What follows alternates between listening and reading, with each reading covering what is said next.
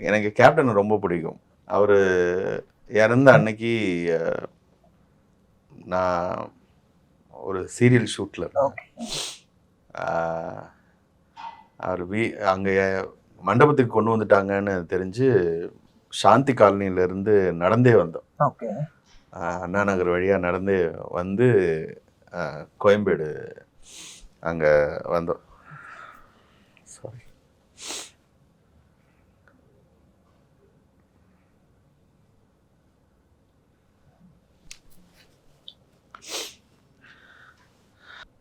ரொம்ப என்ன சொல்றது, தமிழக மக்கள் வாழ்ந்துட்டு இருக்கும்போது மறந்து போன மனிதர்களில் தலைவர்களில் அவர் ஒருத்தர்.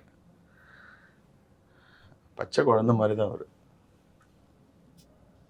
நான் கேப்டன் டிவியில் நியூஸ் கிட்ட வேலை செய்வேன். Okay okay.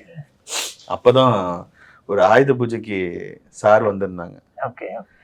அப்போ பேசுனது தான். அவரோட நடந்த ஏதாவது உரையாடல்களை பதிவு பண்ண முடியும்? உரையாடல்கள்னு இல்லை, ஒரு முறை எனக்கு